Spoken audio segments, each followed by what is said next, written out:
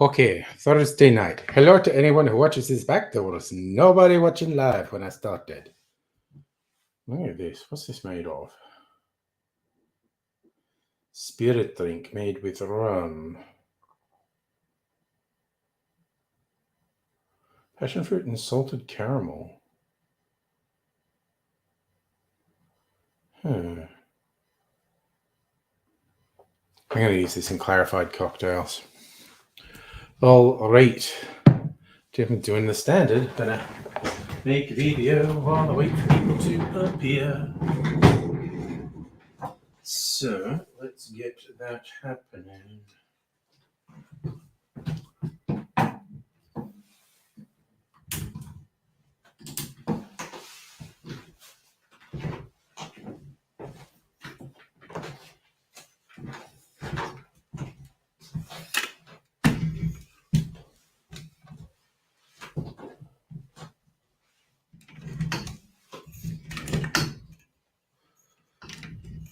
All right. Over there. No, this is not really happening.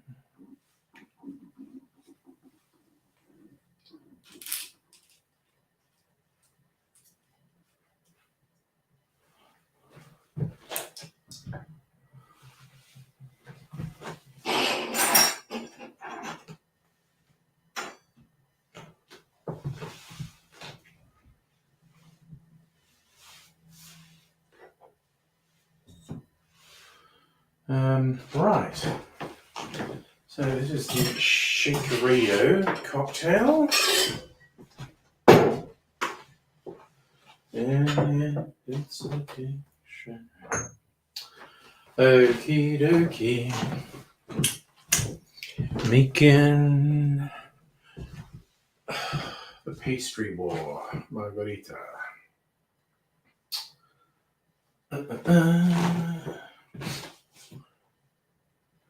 Pastry war margarita. Okay, I need to look up the story.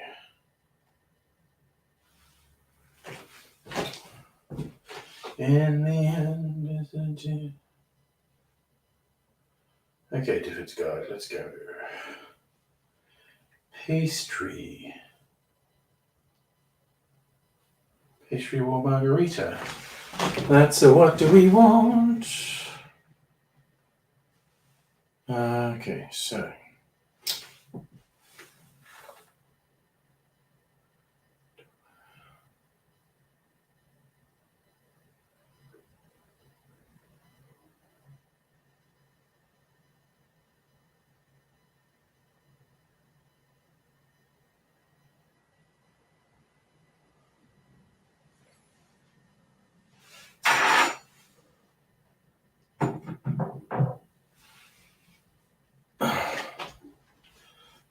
Okay, first, we're doing this. So, okay, I need to get reposado tequila.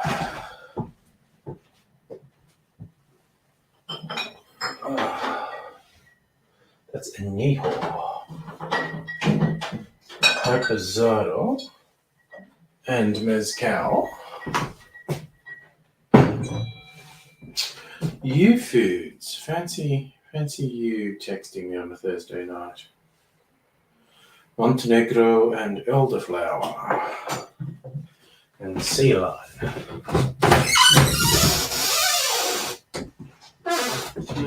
Montenegro and elderflower.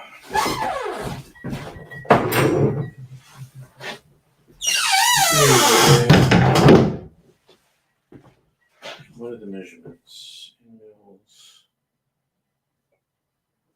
Nice even things. Weird car noise going on out there. Okay. So, lime juice. Okay, come on, let's get this already. Episode of tequila. Mezcal.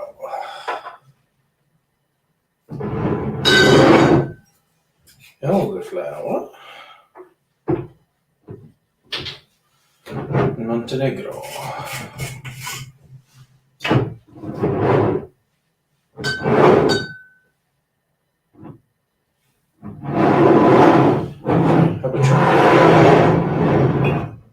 Hilton de la Muerte.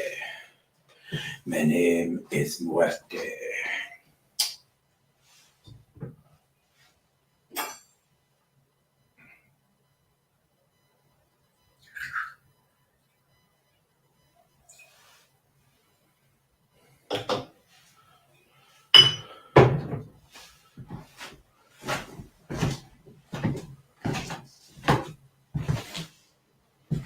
All right, so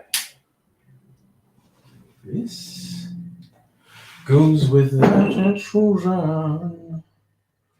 That's right. Let's get this party started.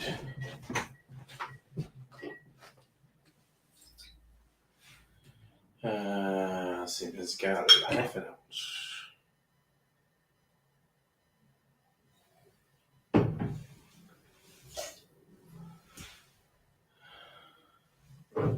Montenegro.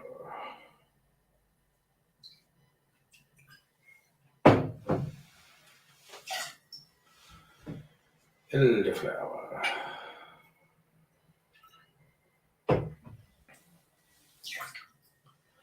Lemon juice.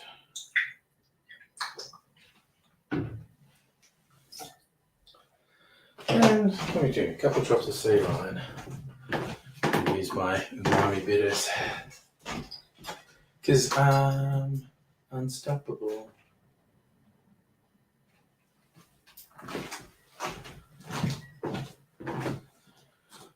Okay, so the rest of that.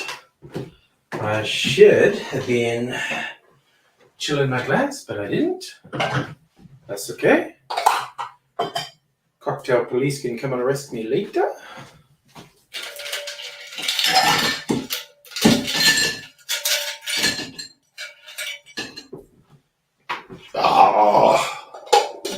Oh, you gassy, Marge? Is it gassy?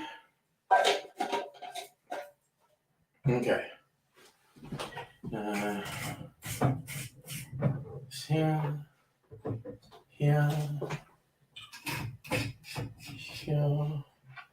and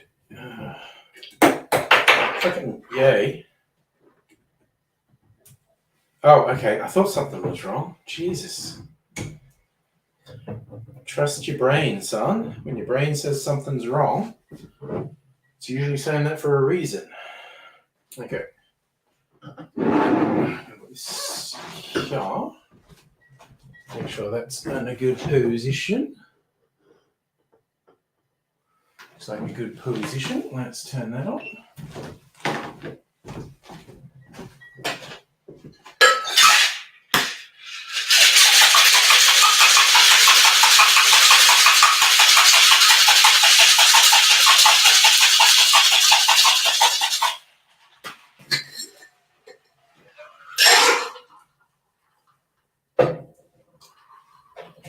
Ooh, the smoke.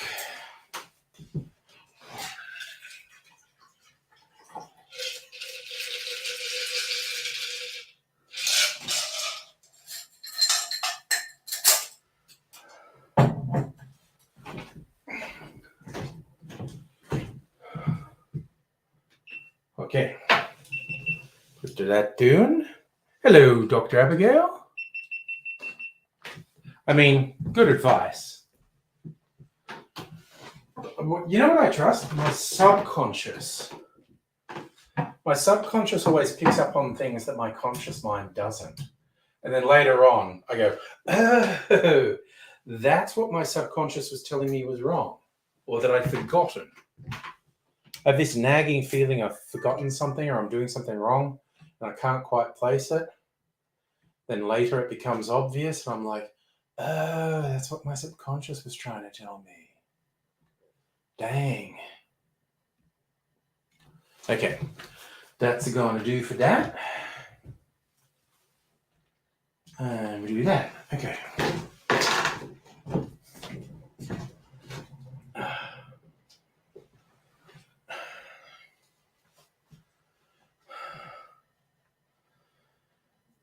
G'day, cocktail lovers. When I look for new cocktails, often the name of a cocktail will grab my attention first before I even know what the ingredients are. I guess that's why bartenders go to so much trouble to come up with names for cocktails, because that's what first gets your attention in many cases. This one, no exception. This was called the Pastry War Margarita. And I thought, okay, there's got to be a story behind that. And there is. There was literally a pastry war in Mexico.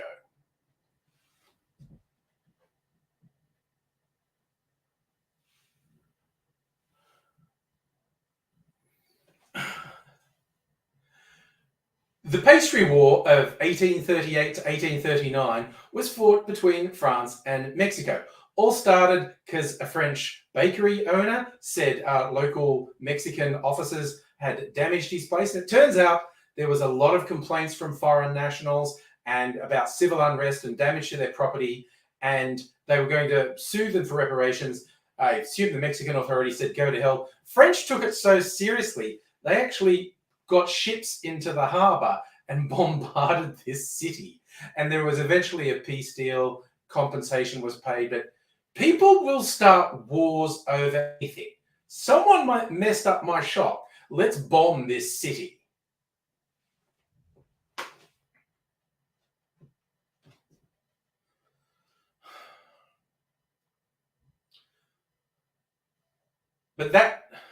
But that brief war was the inspiration for the name of this cocktail. And this has some interesting elements you don't usually get in a margarita.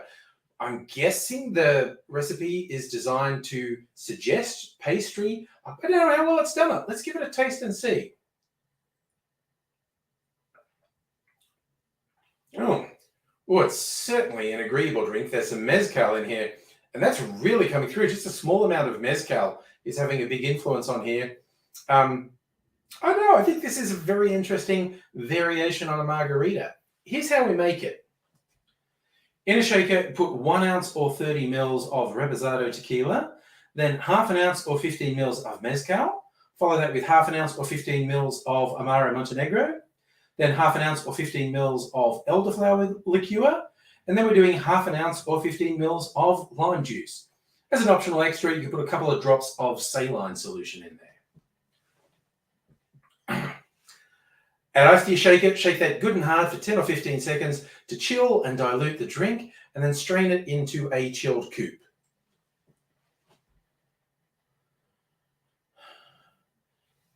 You could go with some traditional, wow, not a hard sentence. You could go with some traditional margarita garnishes if you like a lime wedge or a salt rim or some combination of those. I didn't do a lime wedge because honestly, the price they are at the moment, that would be as expensive as the booze elements in the drink. Well, maybe not quite, but they're expensive. So I'm not that keen on just using a wedge as a garnish at the moment. Seems a tad pricey. I'm just throwing it out there. So I'm having it sans garlic. Sans garlic. So that's the French thing getting into my head. I don't think the Mexicans want me using French language anyway. I'm doing it without a garnish. And, you know, it's quite an enjoyable drink. Earthiness from that mezcal.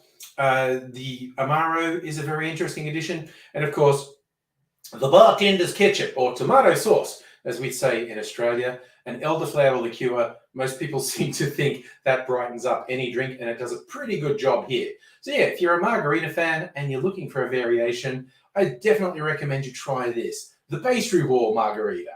Cheers. Sans garlic. Well, I'm glad I am doing it sans garlic, honestly. Because that sounds bad. Garlic in a cocktail?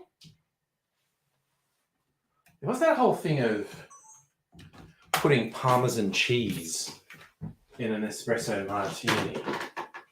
It's a TikTok thing, and people seem to genuinely like it. But I don't even like espresso martinis, so I'm not doing that. All right, time to set Dune.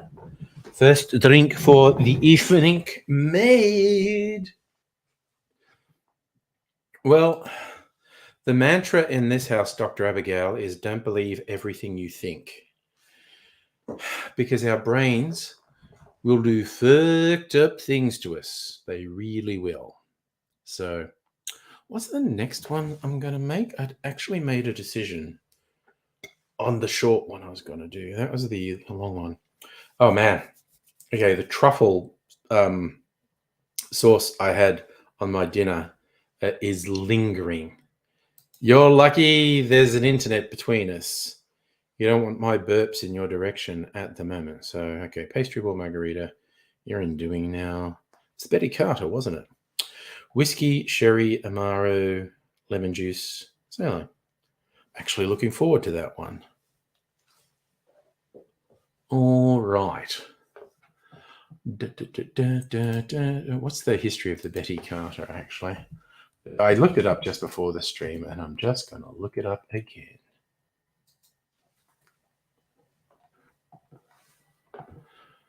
Okay, it's named after a jazz singer. There you go. Named after a jazz singer. Oh, do you ever fuck day race? You're working in 40-degree heat again? Is that what we're talking about?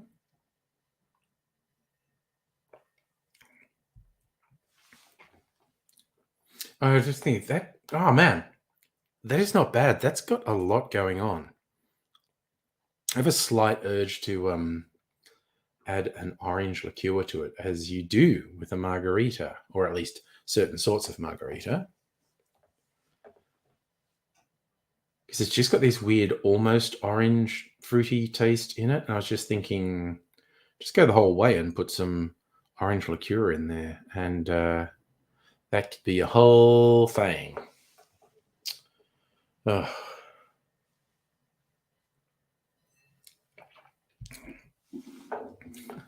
I have to taste this. Bought some booze today. There's this thing they sell at Dan Murphy's. It isn't rum. It's, I don't know, got a rum base. It's actually probably got neutral spirit like vodka in it as well. And lots of artificial flavors. And they named them after bombs. This is a passion fruit one. There's a passion fruit grenade. There's a banana bomb. These are high proof alcohol with a rum base. 57% ABV. Use these to like a little bit to beef up a tiki drink, or I use it in clarified cocktails because it's got over-the-top flavor and booze, which gets diluted. Oh, fuck off. Sorry, you're doing construction work in mid-40s. Jesus. Western Australia has just been getting brutalized this summer. I swear to God, like Melbourne, all the extreme weather has been missing us. It just hasn't been happening to us. It's really quite weird.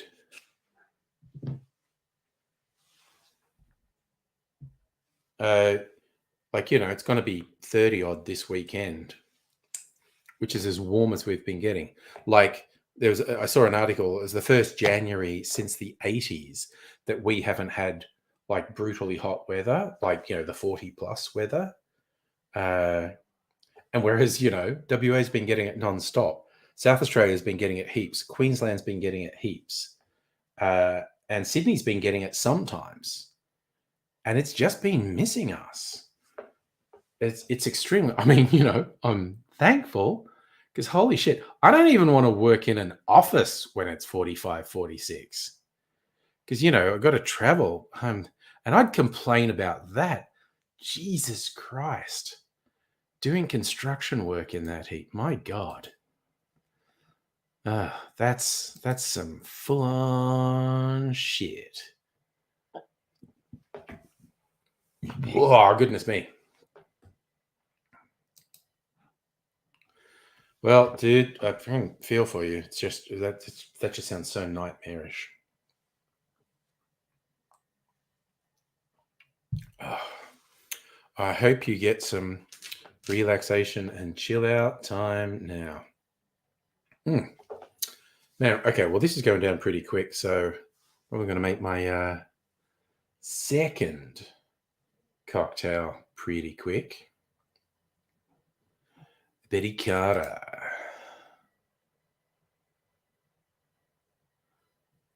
It's wild. It's yeah, it's a whiskey sour, but instead of sugar, it's sherry and amaro.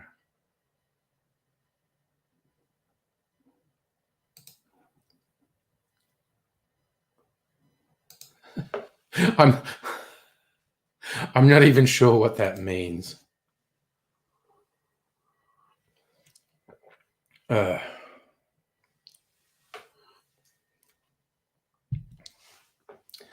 but yes, gonna make another beverage.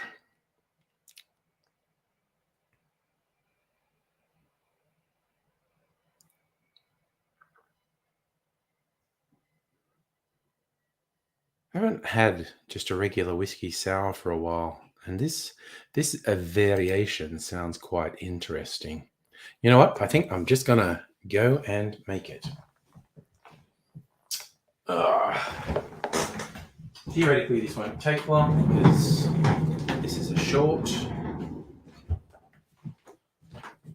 But you never know. I've got a bit of prep to do. I've got to move stuff. So I'm doing the Amaro again and lemon juice. Okay. What ist meine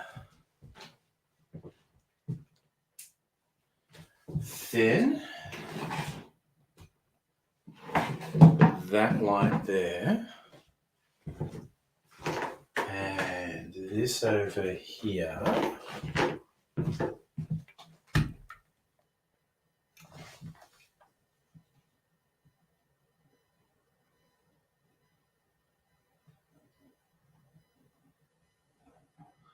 No, I think one of your comments didn't come through, Ray. Because what I got is things about 45, 46. You go in then, cunt. And I'm not 100% sure what that means, is what I'm saying. Okay, so we're doing the GoPro. All right.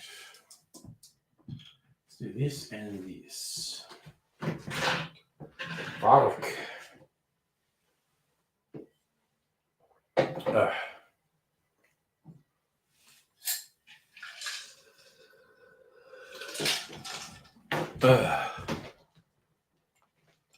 Yes, message. Just okay. Oh no, that's a. Oh yeah, no, that is. Oh, I'm getting so confused. And so confused. Is anyone old enough to remember Welcome Back, Kotter, which brought John Travolta to the world, and one of his set gags was to screw his face up and go, "I'm so confused." It's one of his taglines. The other one was to sing a version of the Beach Boys song Barbara Ann, but it was Barbarino instead of Barbara Ann. It was Barbarino. Man, who else needs useless knowledge? Because I got lots of it. Whiskey, sherry, amaro. Okay. And lemon juice.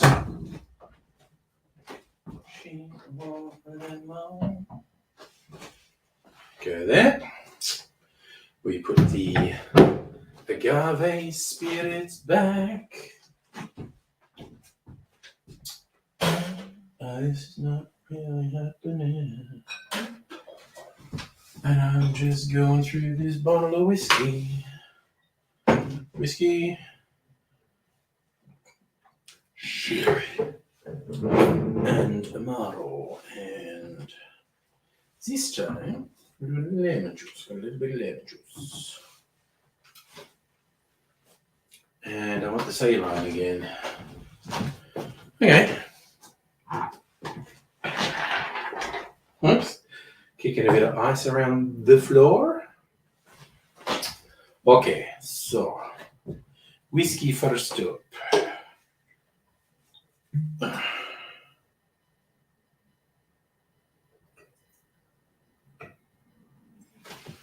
Okay. Dust it out. Get these ones ready.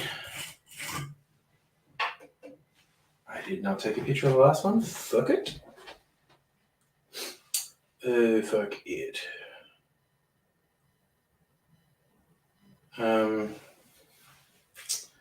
That always annoys me when I do that. Oh well.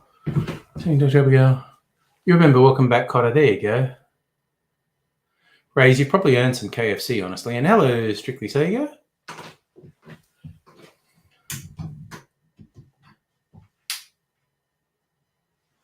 We'll sit down and talk about Welcome Back, Cotter in a minute, maybe.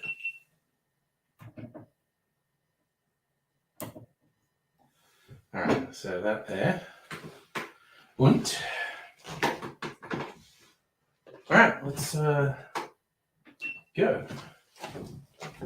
Add the ingredients.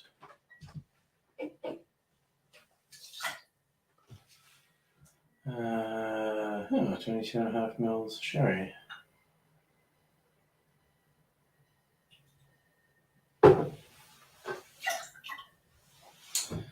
$50 mils of Amato.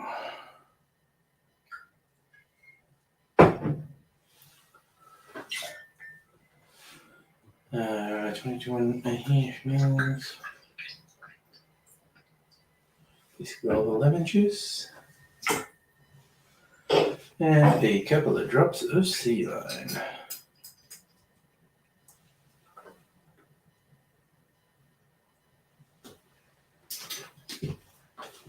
Okay. Okay, so that's that. And now, we're doing drink this one.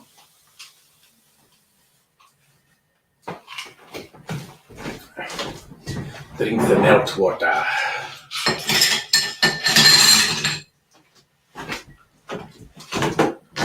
Okay. Got that? Alright, we'll start that. Off to the races. Oof. Let's do it.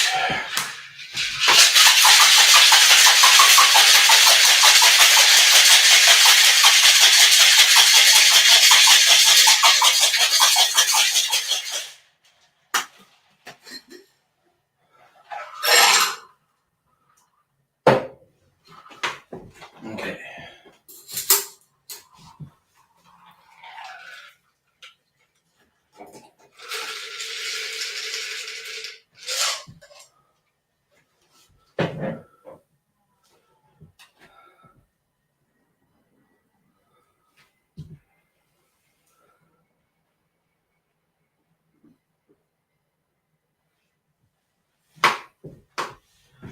Feeling fancy. Put a lemon peel on it. So I have to take a picture because I was fancy. Okay, so put that there. Oh, I did not make this foamy, I just realized, but that's okay. Take a picture. It'll last longer.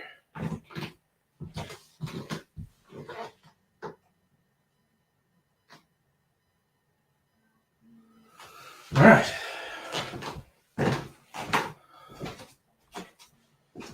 There.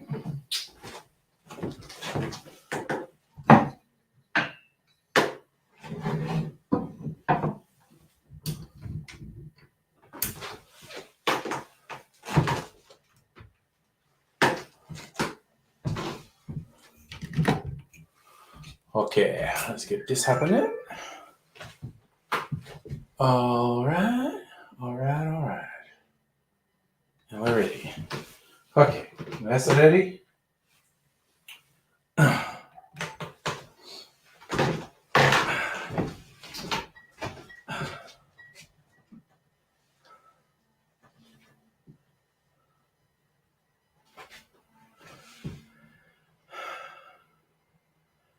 G'day, cocktail lovers. This is a whiskey sour variation named after the jazz singer Betty Carter. It does some interesting stuff with substituting the usual sugar syrup with a couple of other elements. So I've been quite looking forward to trying it. And here we go.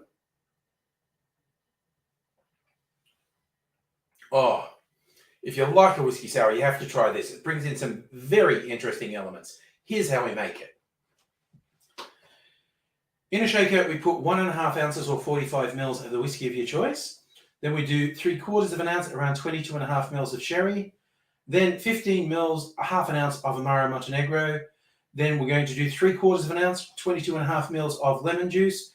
And as an optional extra, you put in a few drops of saline solution if you like, which I don't think I did.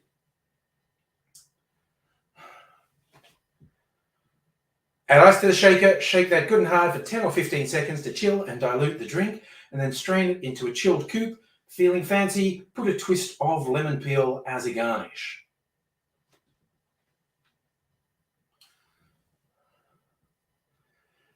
The whiskey sour was one of the first cocktails I ever got into, and this is a great variation. I recommend you try it. It's called a Betty Carter. Cheers. Ooh. Now it's warm in here. I want to turn on the air conditioner again. See how out of shape I am. Shaking a cocktail makes me feel like I've had some physical exertion. Ugh. That's why I'll never make it. Amos Gin Fizz. Oh, that's why that was so dark. Fuck. Okay. Shit. Little absent-minded mistake. This is why I need a director/producer. Ugh. Anyway.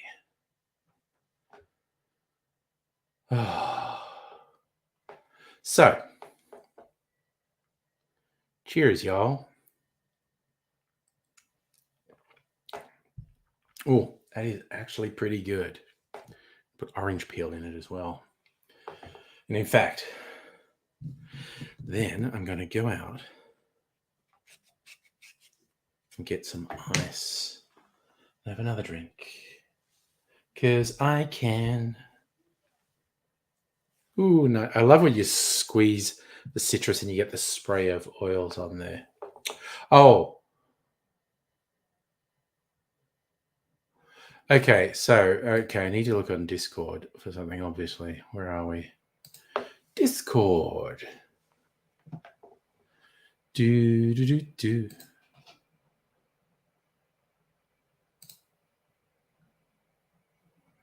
Okay, what did it say? Oh, yeah. Okay, you did put the thing. You pulled the cord on a job, had it shut down. About 53 plus where they wanted you to work because it was included. Had a screaming match with higher ups and shut them down with you going and then cunt. Okay. Yeah, I have no idea why the first comment didn't appear. It doesn't make any sense. That's weird. Oh, well, you mean this looked pink? It's a bit more orange in real life, but yeah, the lights change how things look.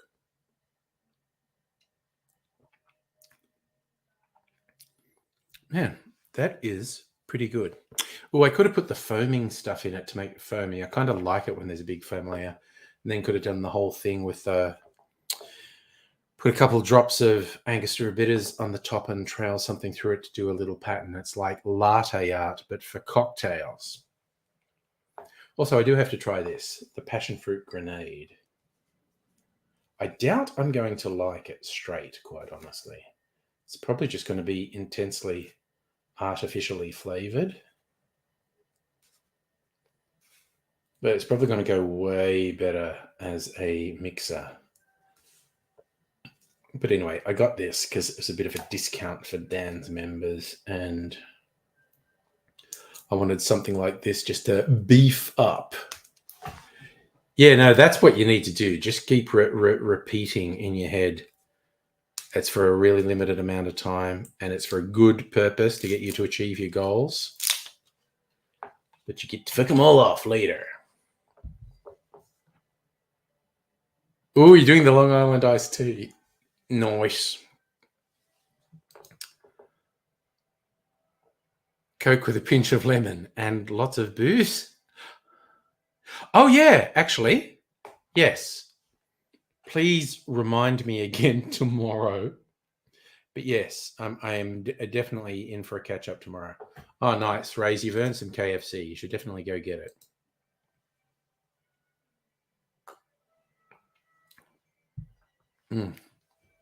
Oh, I'm going to catch up with Dr. Abigail.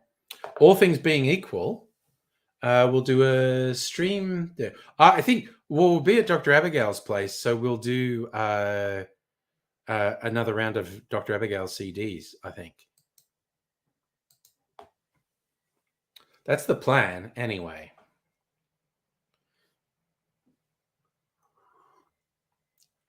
I mean, all things being equal, I don't know, the stream might start later, might start on time, who knows? But, you know, just a little fun bit of variety. Okay, man. I was not telling a lie when I made that video. Like, whiskey sour was the first cocktail I really got into. And I hardly ever have them anymore because I got into the heavier, boozier cocktails. But it's really nice for a variation.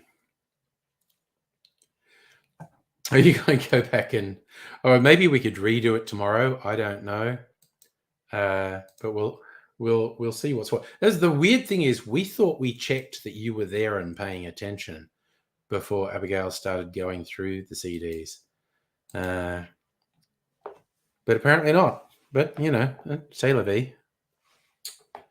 Right. So I want to get. I didn't even bring any soda. Okay, I've got two things I got to go. I'm going to get a glass. Get a glass and get some ice. Ice, baby. Been making clear ice today. Fraction too much friction. I think that's a fun Tim Finn song. I was going to say, not I think, definitely. My favorite Tim Finn song is the one with the Maori choir, Made My Day. I really like that.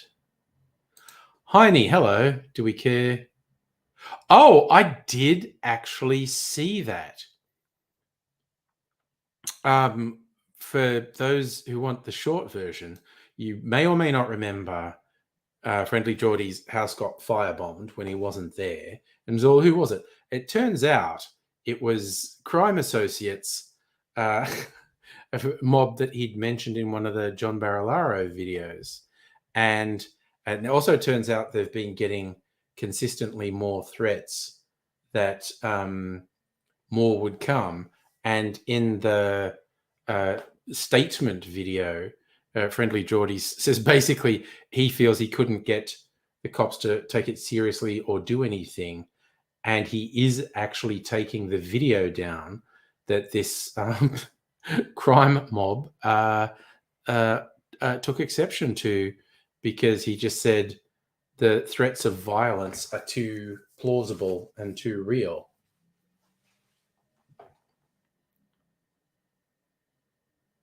Oh, yes. Rise. That is probably my favorite Public Image track. I could be wrong. I could be right.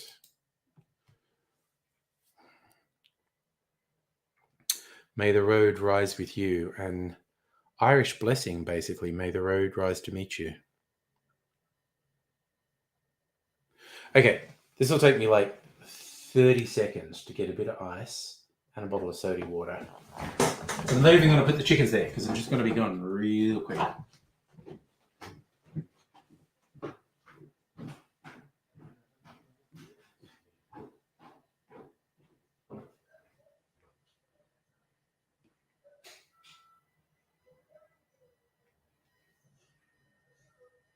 What you watching?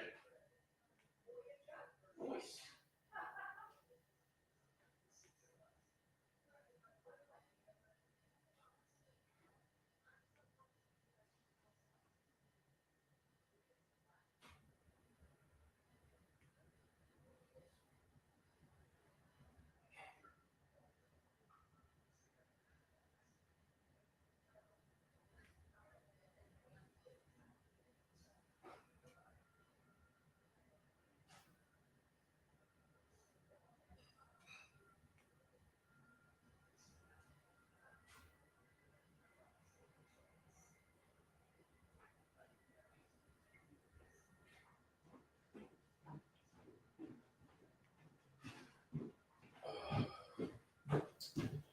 Okie kadookie. Okie doke. I went and actually put the air conditioner on because I felt sweaty. Probably only do it for a limited time and then I'll switch shit off. He did actually made some quite provocative statements. It's basically challenging the cops, saying you're all shit and the gangsters are in charge. Dude, honestly, it's been so enjoyable for me to go through those things because it's just reminded me of so much. If I was properly set up, I would have gone. Do you remember all the ones where I went, man, I don't even remember what this is? Oh, God, I didn't get a skewer for my cherry, which I really want. I'm going to do it. But yeah, I would have played the ones I don't remember at all to see if there were any tracks I liked on them. Okay. This will be quicker than even that last one. All right.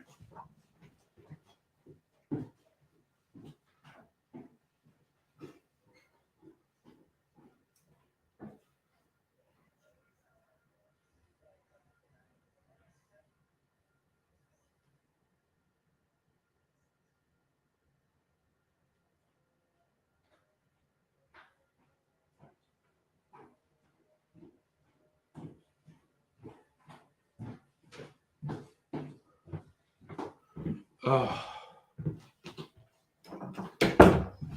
Hockey dock. Hand them back. Oh, yeah.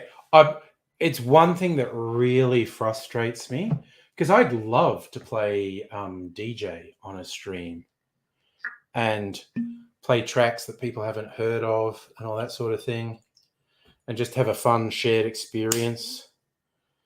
But because of the imperfect world of copyright, I can't. Now, artists need protection. I don't for a second say, there should be no copyright, blah, blah, blah, blah, blah, blah, like as some idiots say. But the copyright regime is definitely imperfectly implemented, and it favors corporations way above musicians, creators, and artists. Actually, maybe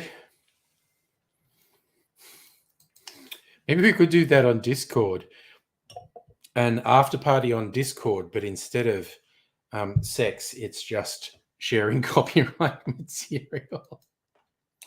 Have I heard about UMG? Oh, okay. So one of the music publishing companies is in conflict with TikTok. That's not surprising.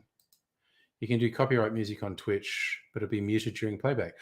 Is that how the rules work on Twitch? Because people are always friggin' playing, usually not loud, usually not front and center, but people are always playing music on Twitch streams. And I'm thinking, how are you getting away with that?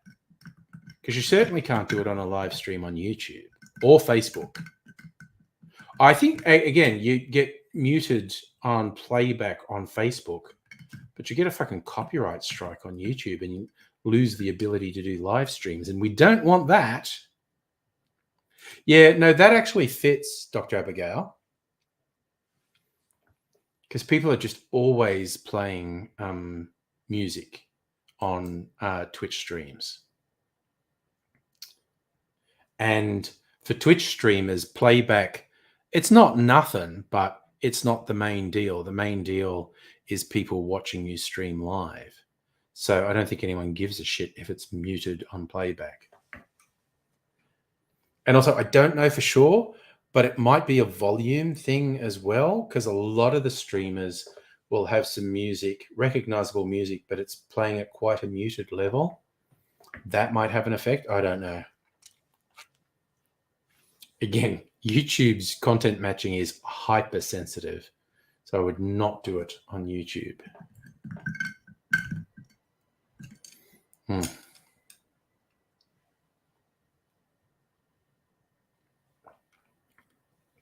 Oh, that's so fucking yum. Sorry, I'm just having one of my... Actually, I just had a whiskey sour. This is a clarified whiskey sour. So fucking yummy. Strictly Sega, can I remind you... Oh, okay. Dude, okay, that was really good. My recipe, I really liked that. Where's my phone? I left my phone over here. Oh god, I didn't forget to take the picture of the second one, did I? I don't know. Jesus Christ. What's wrong with me? Went to all the trouble of doing a garnish. I don't think I forgot to do that. Okay, you move from to do to doing. Okay, my recipe for vanilla macchiato old fashioned. So 2 ounces, 60 mils of your favorite whiskey, 3/4 of an ounce of a coffee liqueur, whatever you're having, 10 mils, third of an ounce of vanilla syrup, and then 1 dash of Angostura bitters, 1 dash of orange bitters. So it's not particularly sophisticated, but yeah, it's an old fashioned with added coffee. And you could even, if you're a real coffee person, you could use coffee like espresso rather than coffee liqueur. But I had this coffee infused whiskey that I like. You're kicking yourself because so hates the Long Island iced teas. So yes, 60 mils whiskey, 15 to 22 mils coffee. Oh, not 30 mils. That's way too much. 10 mils simple syrup. I did. You don't have to have vanilla syrup. I actually just had some vanilla syrup. But yeah, do 10 mils simple syrup, and dash or two of the bitters that you like. I did 1 dash Ango, 1 dash orange. Yeah, 10 mils simple. So it's an old fashioned with coffee flavor in it, and vanilla syrup if you have a vanilla syrup. But just simple is fine. Make it yummy. If you could just do plain simple syrup, if you had some vanilla essence, you could maybe just put like a couple of drops of vanilla essence in. But it's not necessary. It's just an add-on.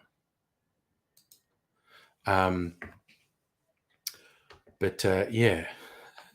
And as I found out when I was looking for pictures to use for a thumbnail, macchiato actually has foam. And I'm like, oh, I thought macchiato was flat, but it's foam. Oh, well, that was a bad choice of a name.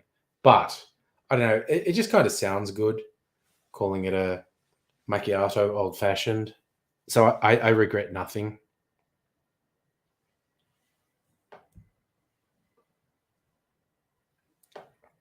Oh, man. This is the simplest clarified cocktail I've had in a while. And it's really fucking yum.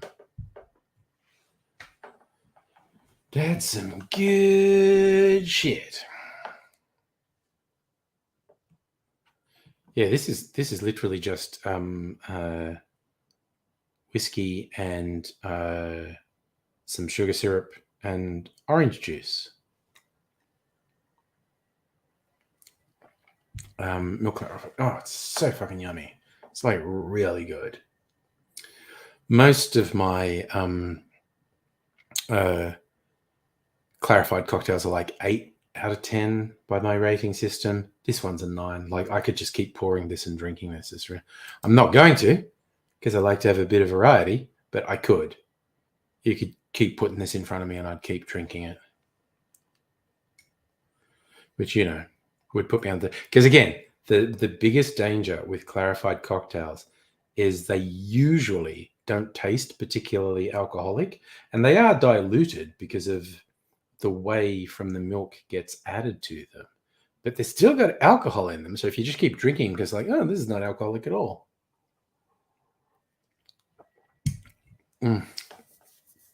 Oh, that is so good. It's weird. The strongest flavor is probably the orange juice. Oh, but the mouthfeel. Some people get... I'm not hugely fond of the phrase mouthfeel. Some people get really put off by it. But because whey is thicker than water, when it's added to the cocktail is a slightly more viscous, silky thing. Oh, who wouldn't be with pina coladas? Honestly, dude. Soph has fine taste. And yeah, you've actually got me wanting to make pina coladas as well. She says, needs more alcohol, Nick Minute. I haven't seen Nick Minute for a little while. I love Nick Minute.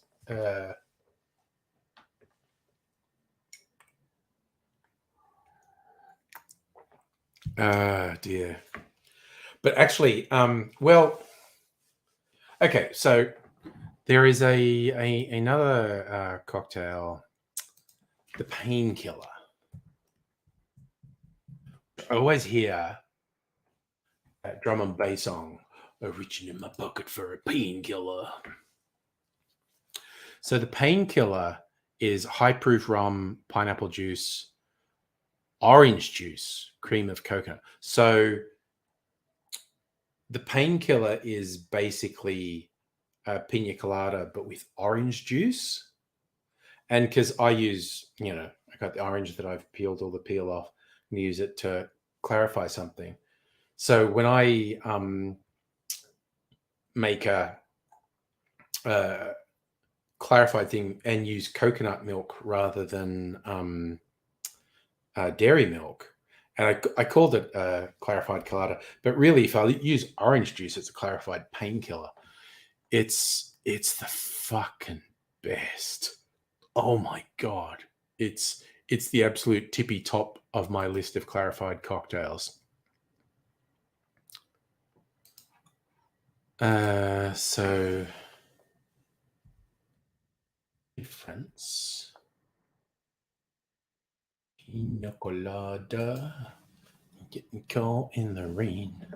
It's different. So that's rum, pineapple juice, and lime juice. So yeah, basically the difference between a pina colada and a painkiller.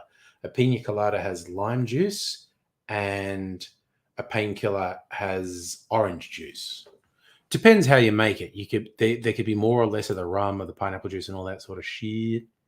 So when you did it the other night, it was white. Oh yeah, but it depends. It depends on the cream of coconut or coconut cream. So cream of coconut is coconut, 50% coconut milk, 50% sugar. So unhealthy, but so tasty. So it depends on your base things, but a pina colada will often be very white. But depending on your specific ingredients, it might be more yellowish. Okay, I am going to turn off the air conditioner. Like I turned on the aircon because I was feeling a bit sweaty in here, and now it's feeling cold. And it's like, well, I don't need to be burning electricity to feel cold. Yeah, use the canned stuff. Why not? Oh my God. Cream of coconut is so yum. It's fucking amazing. So unhealthy because it's basically half coconut milk, half sugar. So unhealthy, but so good. I might actually make... I'm in a making stuff mood. I'm be making clear ice. I'm going to make some of my brown sugar apple syrup tomorrow. I'm making a big batch of it, and so I might end up making another liqueur. This time a whiskey one. Last time I made a rum liqueur, which was super fucking good. Might make a whiskey one this time.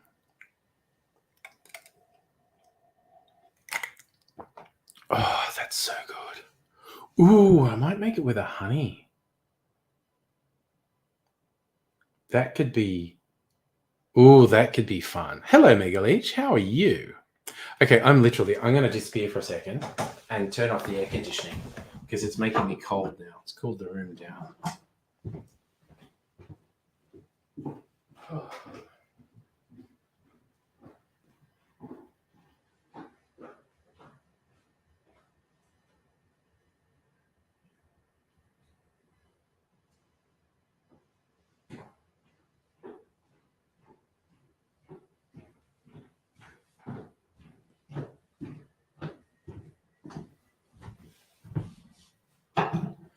Okay.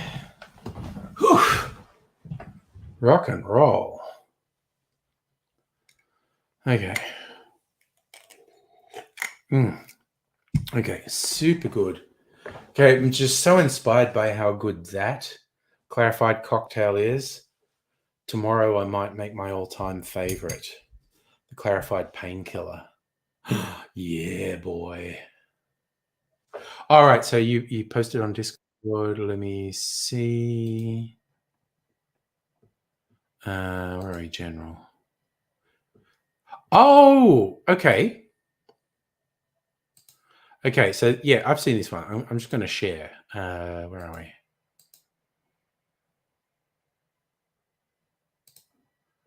So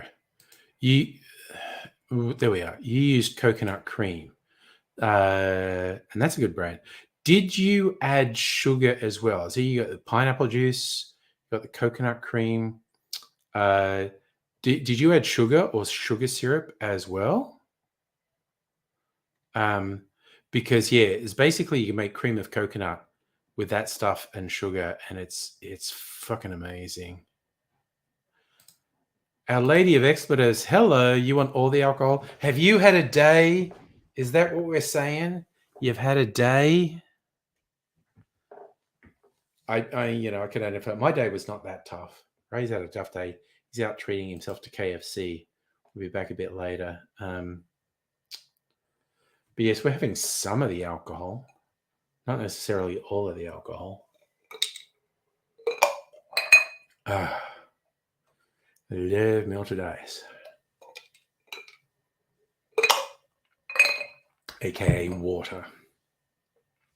Okay, so you were making your pina colada, 60 ml white rum, cream of coconut, pineapple juice, fresh lime juice. Okay, and that's great. But it can be even more. It can be even more addictive if you use cream of coconut, because what you have there is okay. There's a difference between coconut cream and cream of coconut. So you were using coconut cream. Cream of coconut is actually 50% coconut milk and 50% sugar. Making it with coconut cream is yum as, but it's even more decadent with the actual cream of coconut. Her ladyship. Oh gosh. Oh no. Walk home because your co-workers are scum of earth. That sounds really harsh. As in someone did something harsh to you. I don't mean you're being harsh. When someone says their co-workers scum of the earth, I assume there's a reason for it. Oh, the Ark of the Covenant. Again, like I've got recipes on my channel. Look up online, homemade cream of coconut. That stuff's fucking incredible. Like coconut milk's great. Coconut cream's great. Cream of coconut is so decadent. It's amazing. Man, what? It smells like artificial passion fruit flavor. Vaguely remind me. Okay, I'm gonna try this. Oh, it's not a huge amount of trouble because the sugar dissolves really quickly. You just do stovetop because it's easier to make the sugar dissolve. You want to get wasted? Yeah, no, I get it. We're here for you to vent if you want. Oh yeah, so I get make the drinks 2 minutes. You make the cream of coconut ahead of time. You don't do that when you're making the drink. You make the cream of coconut ahead of time, like the day before, and keep it in the fridge, and then you just bring it out. Next level that shit. All right, now I'm trying this passion fruit grenade.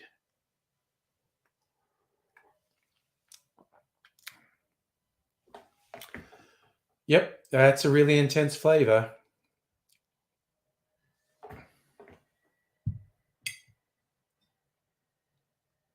Oh yeah, no, the nog. You make the nog and everything. I finished the nog. It made. Did I make it? December. So I made some more this week. It's already been there a few days. By the time we actually have a proper drink of it, it probably will have had at least a week to sit, and that's good.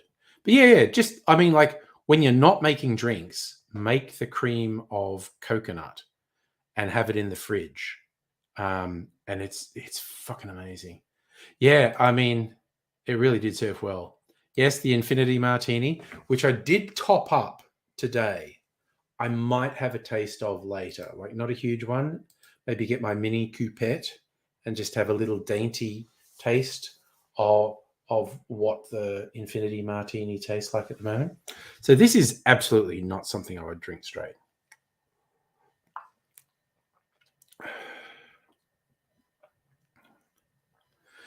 But it tastes like it would be a good mixer.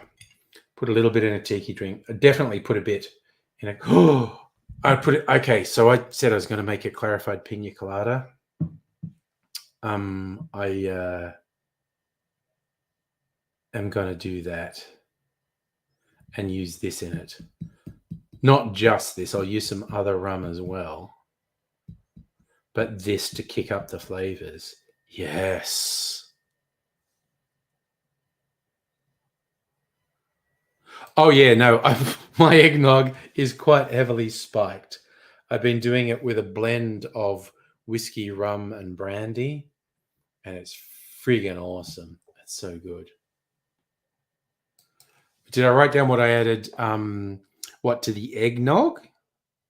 The basic recipe that I made is following Alton Brown's aged eggnog recipe. Alton Brown, famous chef thing. He's the one who really popularized he didn't invent it, but he very much popularized the idea of aged eggnog. Oh yes, sorry. Yes, I keep notes. The Infinity Martini, and I did. It was pretty simple. There was some dry gin and some Navy strength gin and vermouth and water, and I did keep the notes. It's up to like 66 rows or something now. Actually, I could tell you just for fun. Find out which is not that one. Okay. Well, maybe it's on this one.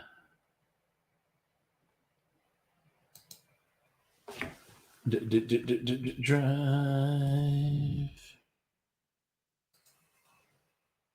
It's this one. Okay. So,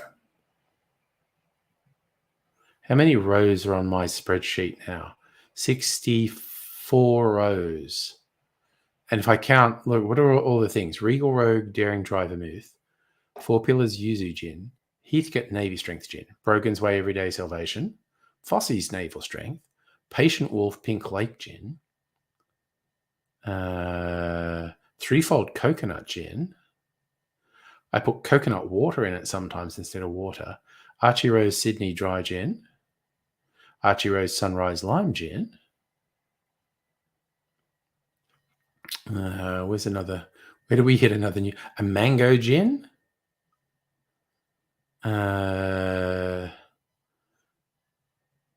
Occasionally putting bitters in as well, of course. Oh, Four Pillars Olive Leaf Gin. Archie Rose Signature Dry Gin. Patient Wolf Marigold and Honey Gin. And are there any new gins? Then I've got the Unico Pomelo Vermouth. Yeah, so it's actually only 2 different vermouths, but a whole bunch of different gins in there and different bitters.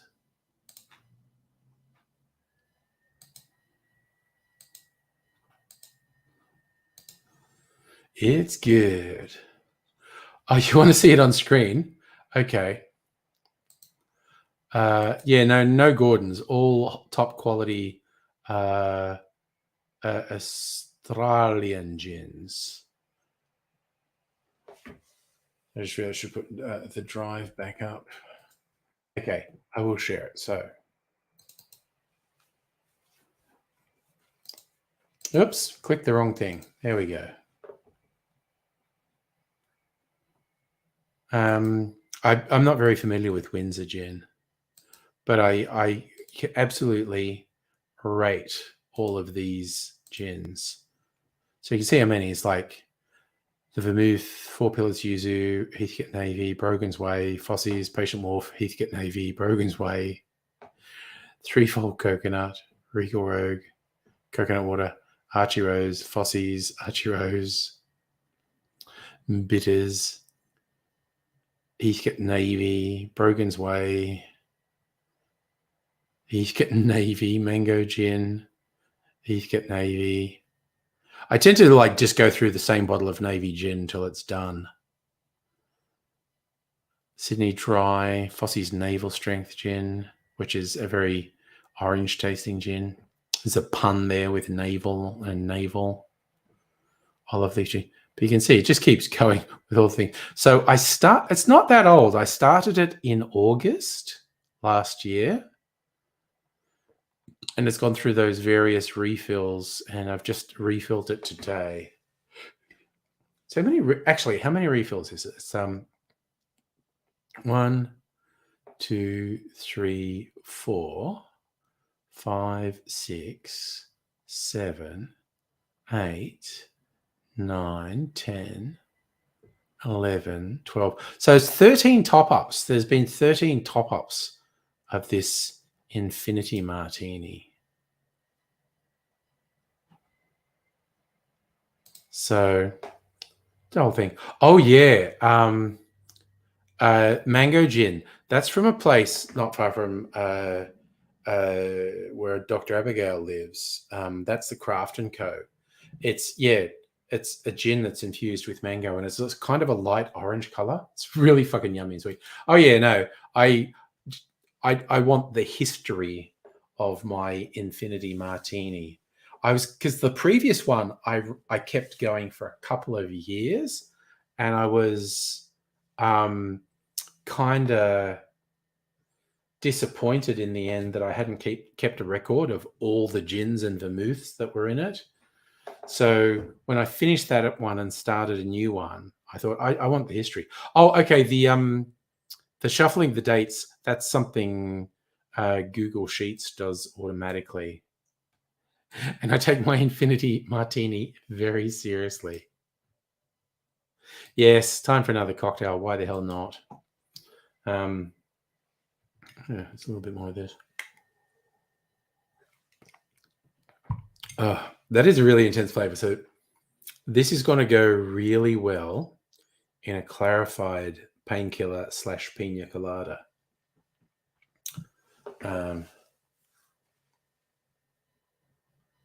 What did I call it originally? The Triple C, the clarified. I think I borrowed something from America, like with these orange popsicle things, American creamsicle. That's right. I actually borrowed the language from the States. Clarified creamsicle colada, the Triple C, because it did definitely have that orange creamsicle flavor. Very yummy. A ladyship, open invitation. You're ever in the neighborhood, I will definitely make you a mega drink or two to get past the day, as it were.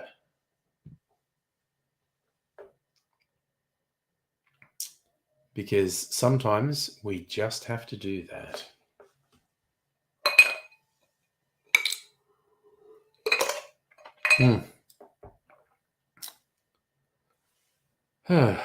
Okay. I have this almost overwhelming temptation to drink more booze, so I shouldn't. I'm going to have some soda water. Tomorrow, who knows? For tonight. Oh, goddamn. All right. No. I just shiza. That's okay. This is all okay. I'm just thinking of various things. I was going to do St. Patrick's Day stuff. I'll do it another time. My brain stuff goes in here, out the other. You're scared of the spider rain?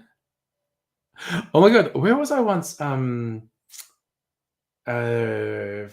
friend who lived out on the perimeter of Melbourne, Kyneton, whatever the fuck that town, suburb, village is called. But we're out there. We were having, I think it was like a birthday lunch, and looked up in the sky, and it was weird. It was all these strands and whatnot. Like, what is that catching light? And there was so much of it. And I looked it up, and it was fucking migrating spiders. There's this particular sort of spider. They're really little, and they put out a long strand of silk and launch themselves off trees. And there's some magic of aerodynamics with this little spider and this really long thread of silk. It catches the wind and it carries them for ages, and they fucking migrate. And there were hundreds, I don't know, thousands of them, because it was absolutely surreal. Like, it was a really bright sunny day, and we looked up and the sunlight was catching all these threads. I was like, that's weird. What's that? And yeah, we actually looked it up, and it was these migrating spiders. So, Her Ladyship, when you said something about spider rain, I feel like that's what could have happened if the heat and the wind currents changed. All these teeny spiders, because it could have all dropped out of the sky and rained down. It's kind of like those pictures you see when there's a really big flood in the bush and all the spiders try to get away from it and they climb up things, and you just see all these trees and fences just absolutely covered in spider web, and it looks like something from a friggin' horror movie. They can rain down you between that and webs looking like snow. Yeah, no, not good. Oh, welcome back, Rays. Spider-nado. Yes. Well, I feel like spider rain captured it. It's just like the idea of, I don't know, the wind currents changing and the humidity and air pressure and them all just dropping. And you're looking, oh, and all these teeny spiders land on your face. Not great. Not great at all.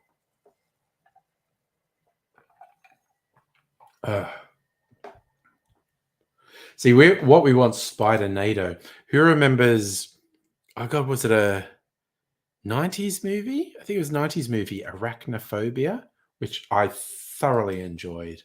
It was really good. With these giant spiders, you know, in a hidden valley in South America. What you need is, like, yes, a tornado to pick up huge motherfucking tarantulas, lift them up into the upper atmosphere, and then drop them down. That's a fucking horror movie right there, Spider-nado. Got to be Southern when you say it. Pronounce that D proper. Spider-nado. I just apologies to everyone from the Southern US at that particularly awful attempt at an accent on my part right there. Hang my head in shame. Oh, good Lord.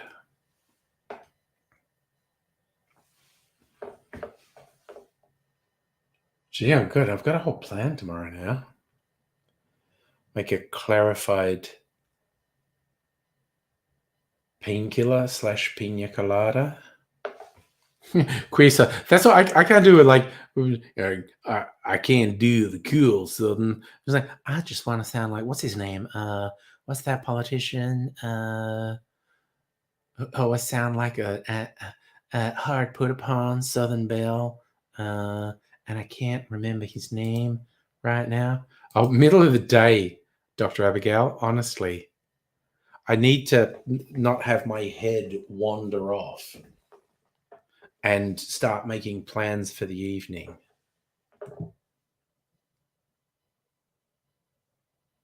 Did you not like the movie Arachnophobia? Well, that's fair. You know, we all have different things. I just I quite liked it. There's a lot of fun stuff in it. Yeah, that works. Like, literally middle of the day is good. just to make sure I haven't forgotten, because my fucking brain in one ear, out the other. You didn't hate it. Oh, yeah. I kind of liked it. Ladyship. I have always relied on the kindness of strangers. Oh my god. And they just flashed the Simpsons episode of the musical version of Streetcar Named Desire. The single funniest bit is right at the end. Marge being Blanche and going, I have always relied on the kindness of strangers. And then they sing this song, which takes it literally. You can always rely on the kindness of stranger. And it's just, that was the funniest thing. Taking that phrase, rely on the kindness of strangers, literally, cracked me up. Sleuth arrived in the mail? Oh, no, I don't think I need it all the time. Just one reminder is like, remember, you are not alone in that, Her Ladyship. Like, I'm not an enormous fan of big spiders or snakes. I don't want to see them in my house. Yes. Well, again, yes. Ned Flanders being Stanley. Can't you hear me, Yella? Put me through hella, Stella. Only big spiders give me pause. I want nothing to do with snakes. I'll let snakes go. I definitely don't want snakes in my house. I just want snakes to fuck off if I'm anywhere around them.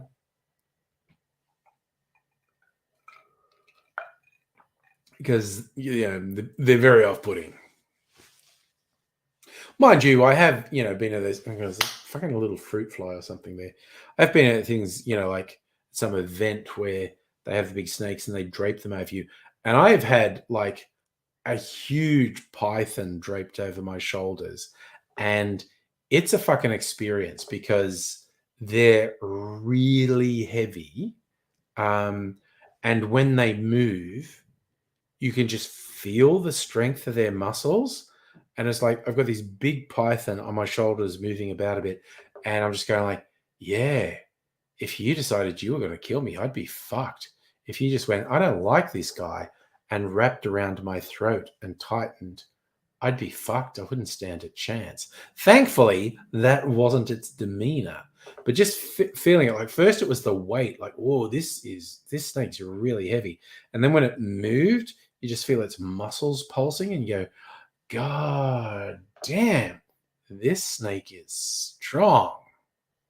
Hey, Safa, how you doing? Oh, yeah, absolutely. I will leave snakes alone outside. I also assume if they're outside, they will fuck off if they hear me coming. Don't play hangman with a snake. You lose every time. Yeah, no, they could form a very, very, very dangerous noose.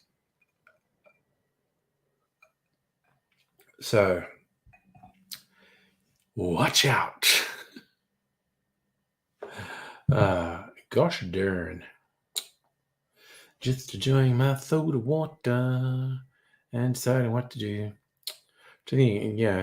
How much pressure do I have on me at work tomorrow? Not much. There's one thing I have to do. I've got to front up for and be coherent. But, that's okay. They don't know how much I'm having to drink tonight.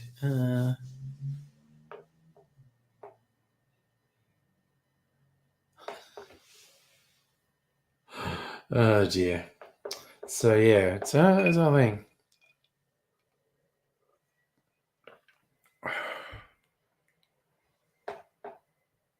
Actually, that's one of my all-time favorite episodes of The Simpsons, The Stonecutters. Who controls the British crown? Who keeps the metric system down? We do. We do. Oh, hell, that's got to improve your mood, Her Ladyship. Strawberry chocolate hearts. Hell yes. Oh, and on Twitch, AA World 666. Howdy. And if you just notice with me putting stuff up, most people actually watch me on YouTube. I'm using something called StreamYard to restream to YouTube, Facebook, and Twitch. Most people watch me on YouTube. Some people watch me on Twitch.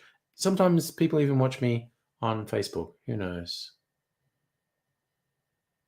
Probably my favorite line from the Stonecutters song was, "Who makes Steve Gutenberg a star?" Right, you're trying to get Twitch people to come to the dark side. It works sometimes. It really does. But that's why I do the restreaming, because I think now actually what could be fun, but probably wouldn't work at all. But who knows? I think with StreamYard, you can now restream to Twitter. My day is going fine. We're rolling into Thursday evening. I've already made a couple of cocktails. I'm trying to be good now. I'm drinking soda water now because I had a couple of cocktails. But I'm a bad boy and I'm probably going to do one or two more. Purple may look good, but red's faster. Fair enough. Steve Gutenberg was good in a couple of things. He really made Police Academy. Like the original Police Academy ran in cinemas in Sydney for over a year because it kept getting people in.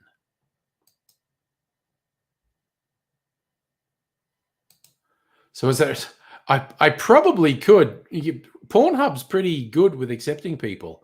I could probably stream to Pornhub. AA World. Oh, thank you. Thank you for that. I appreciate the voice of. Oh, and you subscribed as well. Thank you. Very much appreciate that, AA World. I actually have two. The Angry Aussie one, which I'm streaming on, and I make cocktails on another channel called Angry Cocktails, which I probably should rebrand, but that's a whole thing. Tricky Sega. Oh yeah, Police Academy movies are wild. Yeah, still watch it. But literally the original Police Academy, because even back in the day, movies used to run for longer than they do now. But I don't know, a month or two.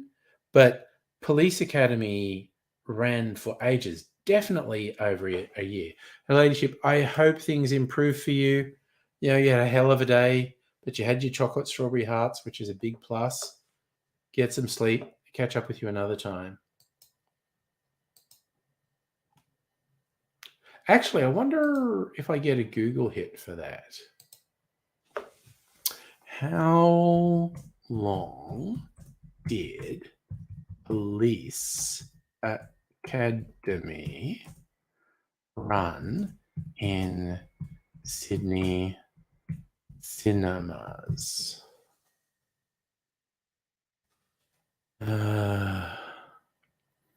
I've got to think for the New South Wales Police Academy. No, it didn't produce a result. I'm not that surprised. Where to watch Police Academy on streaming services?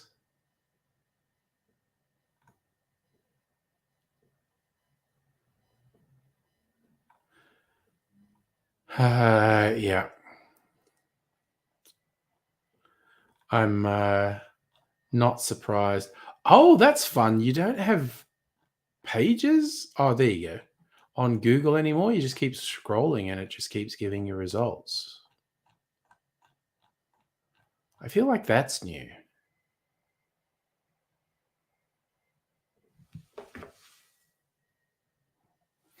Yeah, I'm not surprised that didn't come up, but it was over a year that Police Academy ran in the Sydney cinemas, which was a hell of a feat for something that wasn't regarded as easy. Actually, now I'm going to look up Police Academy box office. How much did it make? I'll look at a box office mojo. Police Academy box office. Okay, 150 million US. But how much did it cost to make? So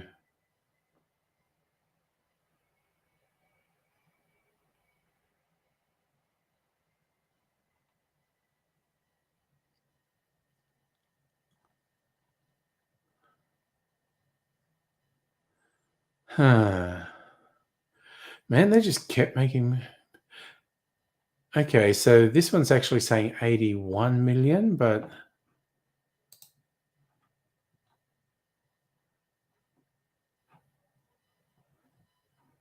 another one's saying 150 million.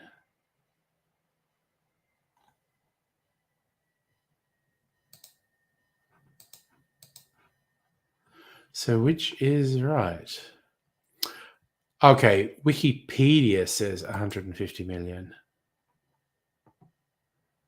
1984.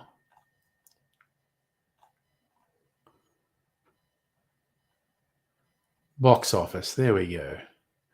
Police Academy.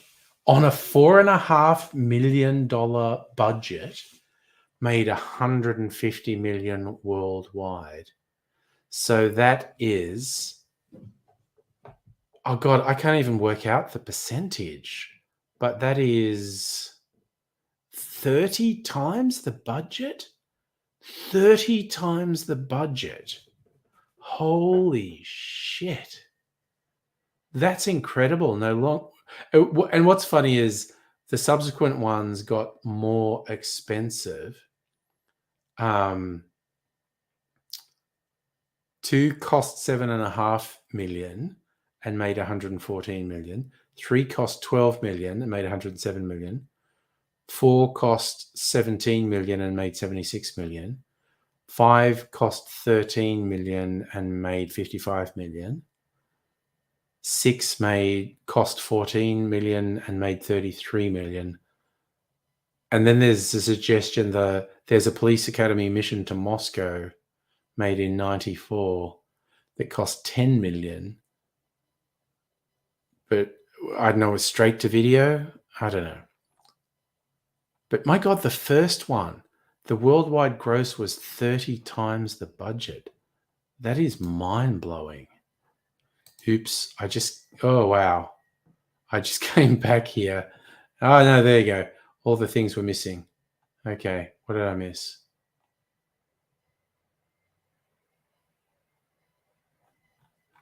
Okay.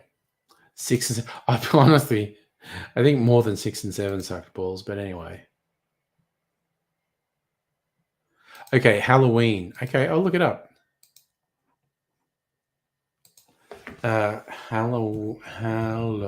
Halloween movie box office. 70 million. Okay, so it made 70 million.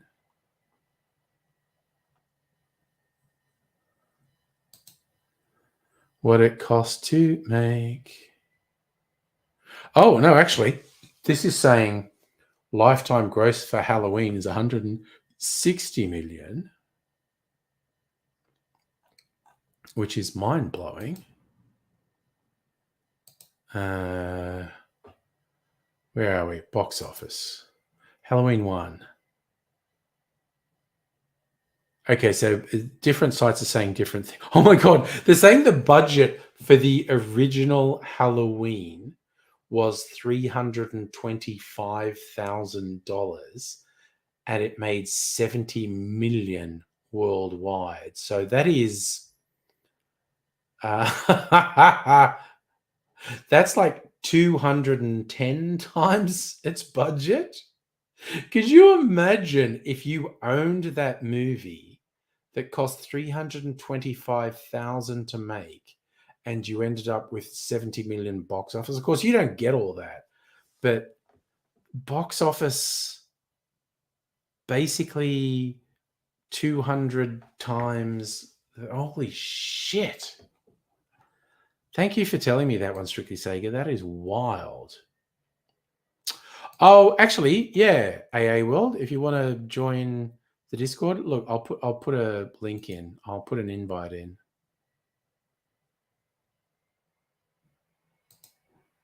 Where are we? You know, we have a bit of fun on the Discord, just messing about. You'll see if you check it out. Imagination, all the lights in here flicker occasionally. Oh, what's going on? John Carpenter, very good filmmaker. Oh, I fucking love Escape from New York. Sydney cinemas in the 80s. I mean, George Street, it was all like the Hoyts and the Village were right next to each other.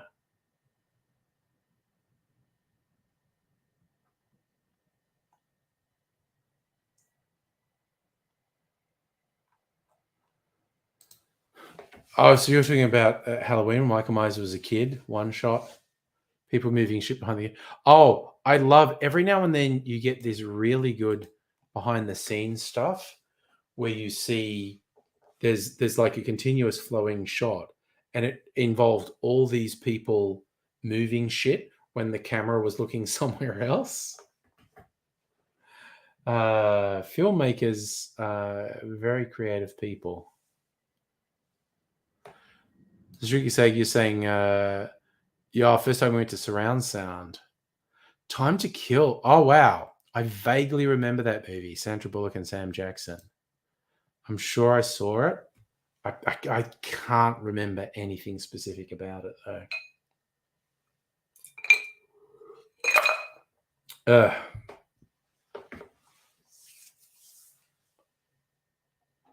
Oh, okay. That's a fun one for a random YouTube recommendation. End of Return of the Jedi back in 83. There was one that I quite enjoyed, crowd reaction to the end of the Avengers cycle Endgame, where all the portals open, all the heroes. I honestly would have been pissed off if my cinema did this, but there was a cinema, it might have been in India, I don't know, it was like when all the portals open and all the heroes come through, the audience just fucking loses their shit. That's cool. Filmed from outside the front of the house, around the side. Oh, okay. Step. You just reminded me there's an incredible shot in season 1. This is TV, season 1 of True Detective, where they're doing this drug bust, and there is this one continuous shot that keeps going with this really complex action. It's fucking incredible. Possibly inspired by that Halloween one.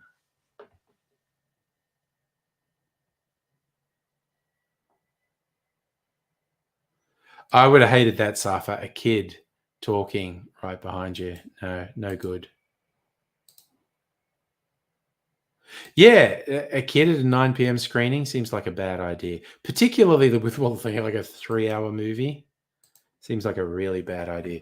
That parent's whole next day was going to suck with a grumpy, tired kid. So yeah, Safa, if you want a saving grace, might have been annoying having this talking kid, but that kid would have been really grumpy and acting out the whole next day, fucking up that parent's life. Hey, Harry, nice to see you. I am doing well, and I hope you are doing well as well. Huh. All right. Now, I am seriously thinking, doing a thing.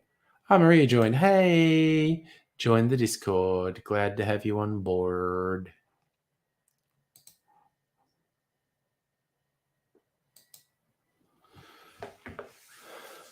Yeah, but Safa, that's legit as a parent.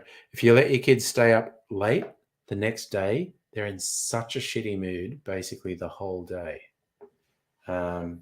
It's really funny with my kids. They were largely quite well behaved when they got a bit older, but every now and then there'd be a day and they'd be acting like horrible little shits. And I was thinking, what are you doing? Was, oh, you're tired. I forgot when you're tired, you get cranky and you act out.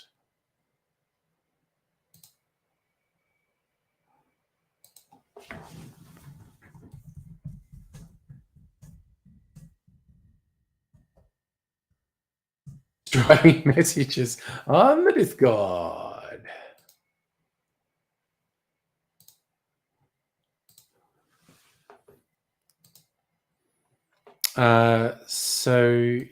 Oh God, I just clicked the wrong thing. God damn it. I'm so easily confused. Yes. Well, just gonna throw out, if you're up, I do these live streams like 3, 4, 5 nights a week, and we have fun and hang out. Oh, how often do I go to IMAX? Like once every couple of years? Might do it for June, honestly. You're getting through work? I hope you get through work, dude. I think. Raise, you firmly believe iPads. Honestly, yes, I think possibly overstimulating kids can be a bad idea. Yeah, I have to take naps. I'm absolutely on that. If you feel this thing middle of the day, early afternoon, like I feel fucked, it's like, yep, go have a nap or you'll be cranky. I kind of think yes, Safa, for particular movies, for big event movies, but that's a personal choice. Like I saw all the Star Wars movies in IMAX on the first day they were out, and I definitely don't regret that. I've hardly been to the cinemas since COVID happened. I might do June Part 2 in IMAX because it looks fucking cool as hell. That's like later this month, isn't it? God, that film was finished like 3 years ago. Dr. Abigail, on your worst chronic fatigue days, you have naps. Oh, yeah. 12 hours overnight, then 4 hours. You got to do what you got to do. That actually sounds wild. Toy Story 4 in IMAX.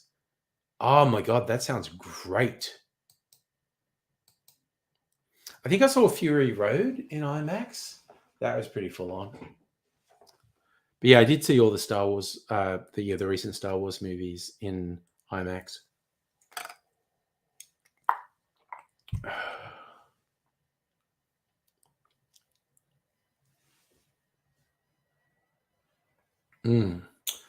Wunderzor. I was thinking of.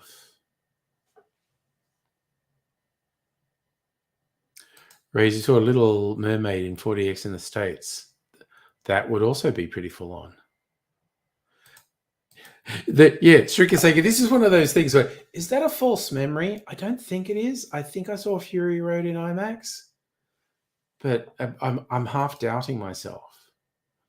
Sydney had the original IMAX, but they demolished it. So I don't know that Sydney has an IMAX now. I think Melbourne has the biggest screen in Australia, but I'm not sure. I did actually see the trailer for the new Ghostbusters. A lot of the old fan service and pandering in there, which I don't have a problem with. But, there we go. Yeah, oh my God. I kind of miss IMAX. I haven't been there for a while. Yeah, and like I said, Jude 2 might entice me there. At the very least, see it in gold class.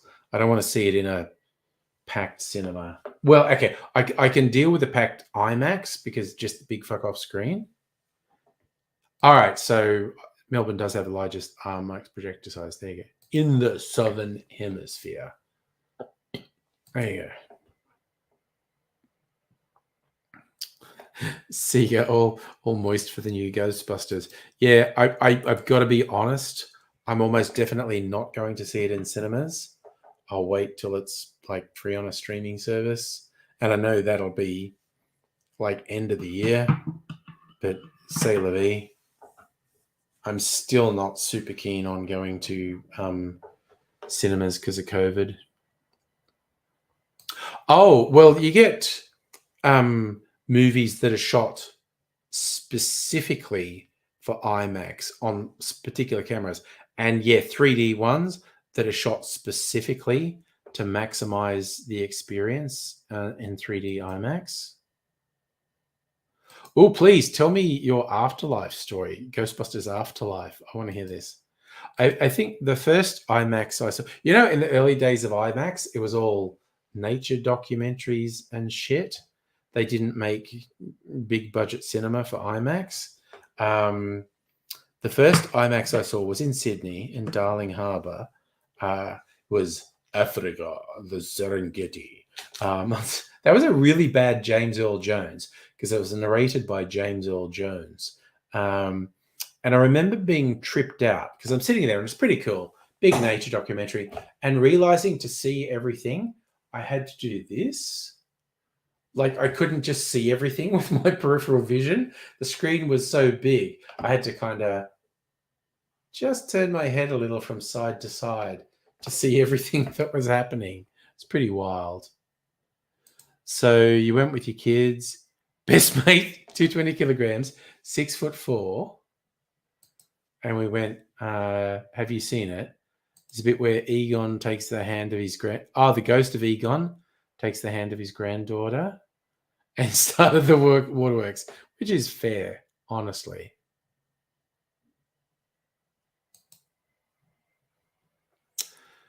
Strictly saying, I think they knocked down the Sydney IMAX, I don't know, 10 years ago? I'm not sure. Yeah. Oh, look, I don't blame you at all, Strictly Sega, honestly. Oh, Harry, you had a science center in Louisiana with an IMAX and a science documentary. That was the early days of IMAX. It was all documentaries, yeah. Rays, you saw an ocean life one on a substance. Oh my God. IMAX while, yeah. Oof. Oh, your daughter actually said, "Are you okay, Daddy?" God damn. Oh God, you didn't take any tissue, so you're using your shirt on. No. Oh, dude, that's special. I like that. At the end of the movie, your shirt's drenched. It just hit that chord for you. Oh my gosh. Oh, okay, that's over the top. And I say this as someone who's so easily manipulated by media. It definitely, it just, even when it's not sad, sometimes just when they provoke strong emotions, I'll tear up. Fucking razor commercials can do it to me, quite honestly. So you're leaving the cinema, walking behind your big mate with a soaked shirt. I'm loving this story, by the way.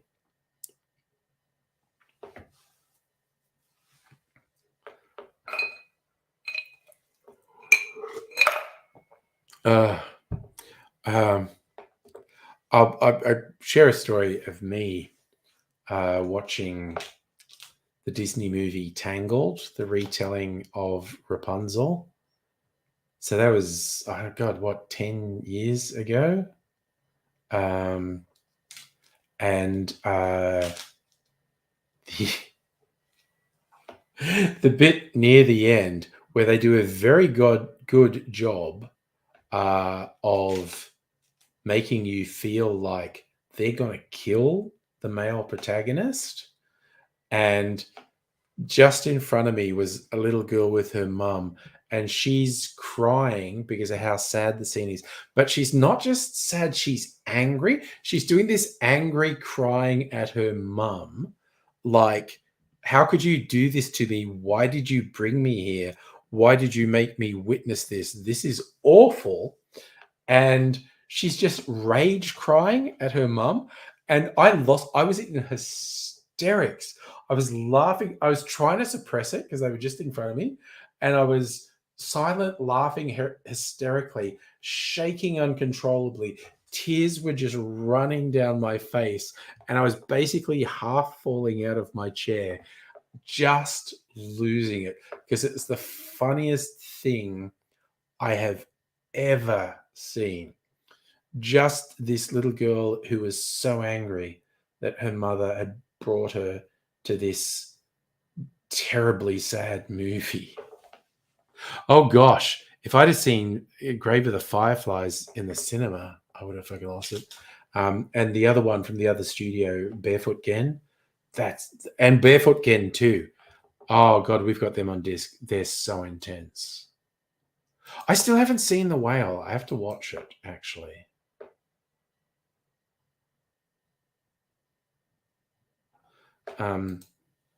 Oof.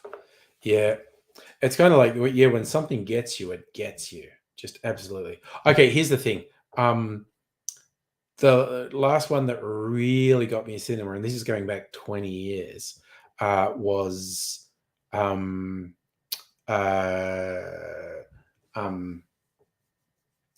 and Stitch. Now, where it got me is because it was not that long after I'd broken up with my kid's mum, and I was taking my kids to the movie, and there's a bit in Lilo and Stitch, because Lilo, her parents are dead and she's been looked after by her older sister, and she's like sadly saying to Stitch, "We're a broken family, we're broken."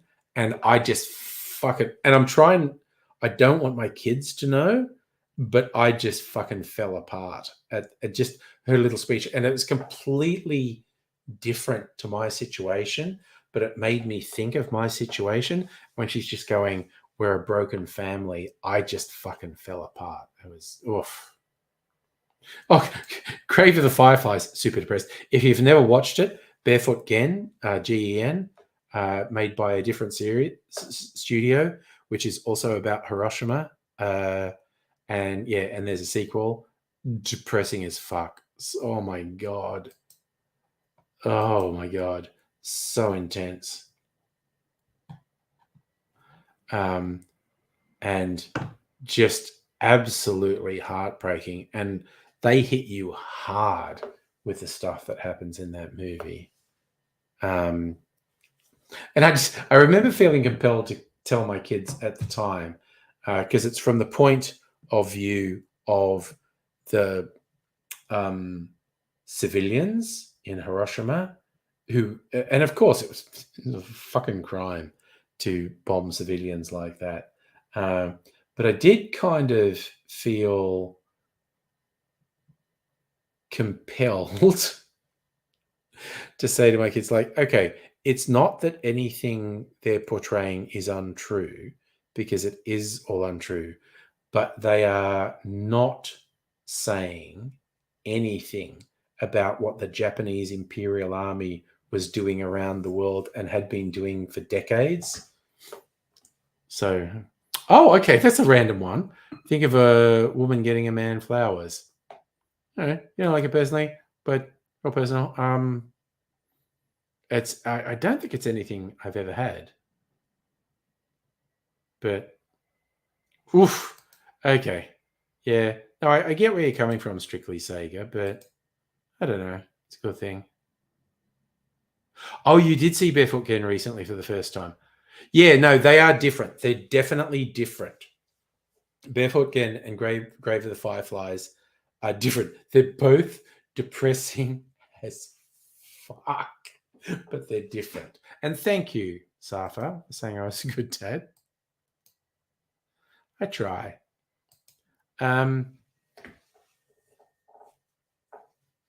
Yeah, I mean, if I answer that strictly Sega, it's really in the abstract, because it's not really a thing either of us do with me and Mrs. Angry. You're having, is that you and Soph having that debate? Well, look, it definitely can be, but here's the thing: there are some women who hate if a man gives them flowers. I think the whole thing, you have to allow for the other person and what the other person likes and wants, because it's not universal. It's definitely not universal, but yeah.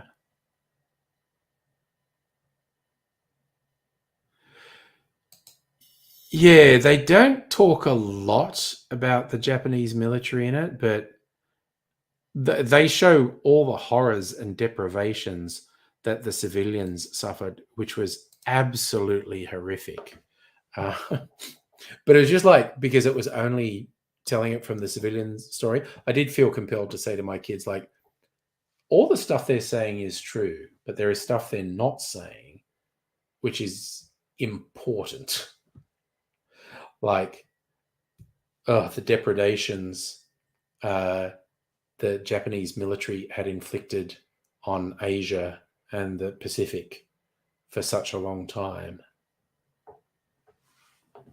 So thank you. Yeah, you've got a something that's seen as romantic and wanted in one context is not in another. I think, look, oh God, there's actually way too many variables. I'm very hesitant to say anything absolute. But yes. Well, again, I'm not a huge student of history, but my understanding is a significant majority of the Japanese military truly believed the emperor had godlike powers.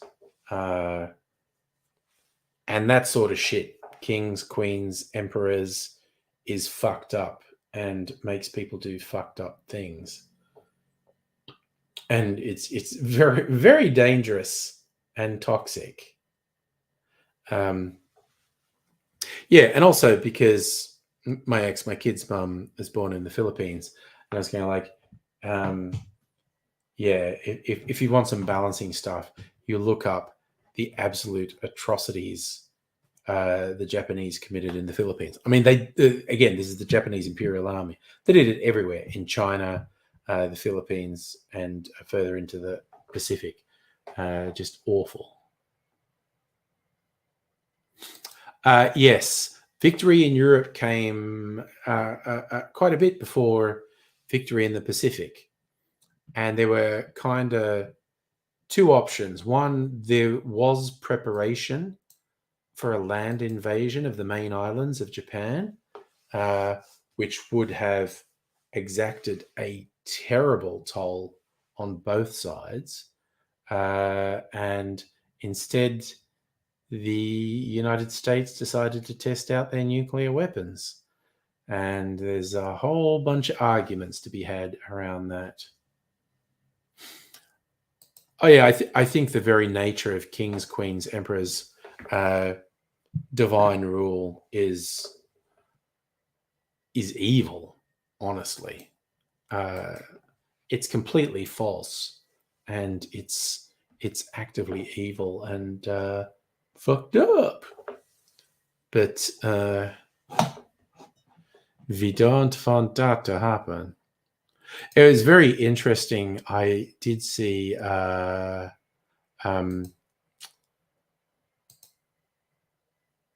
someone posting, talking about, like, when you're in the modern capitalist society, it's extremely difficult to conceive of a different way, like as in the modern capitalistic system not existing anymore and something else being in its place. But it was relatively recently, like only a couple of I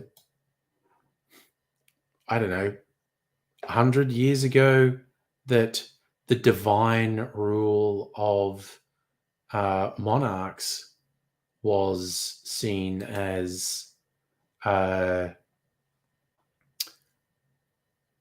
immovable and permanent.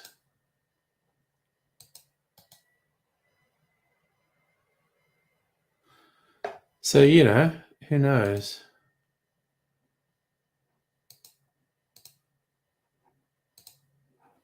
Okay. That's I'm rambling now because it's almost bedtime.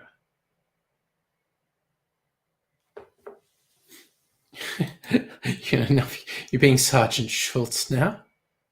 Okay, that was an interesting one. I think that, like, no one watched was a dramatic series. I think it was on Prime. The Offer. It was a dramatization of the making of the movie The Godfather, based on the memoir of the producer. So it's from his point of view. And what was interesting is, before he got into movies and producing, I think he'd actually been a programmer, but with a friend, they actually pitched the idea of Hogan's Heroes and got it up and running. And the pitch meeting for that is fascinating, because a number of the people on the board of the company they're pitching it to are Jewish. And this is the 60s. This is only 20 years after World War II. And So you've got these guys on the board quite understandably and rightly saying, what the fuck is wrong with you? Why are you saying Nazis are funny? And they successfully pitched it. And of course, it was a very successful show. Well, that's a random one. World War One suffer. Unlucky timing, Ferdinand get assassinated. He probably would have been assassinated eventually anyway. Yes, for those who don't know, a triggering event for World War One was the assassination of Austrian Archduke Ferdinand and these various folks who wanted to kill him had all these plans and they didn't work and it was all over. And it's like, oh, we missed our opportunity. And anyway, because they knew there'd been an attempt and they were trying to escape, they went down this back road, and just the chain of events where Ferdinand's car ended up stopped outside a coffee shop where one of the would-be assassins was sitting having a coffee, morosely going, oh, we missed our chance. And he looks up and sees Archduke Ferdinand just outside in an open convertible. And he just goes, bugger me. And he's got a pistol. And he just walks out and goes, pop, pop, pop. And then World War One happened. That's a weird, freaky event, quite honestly. The Hogan's Heroes was funny back then, yeah. Oh, God, Quantum Leap. He became a black man and broke segregation.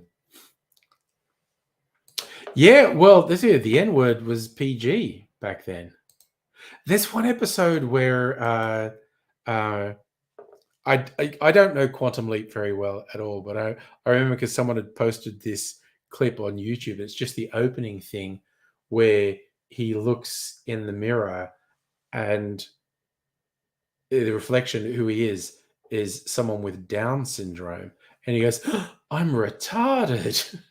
Just like, that's not cool, dude. Not cool.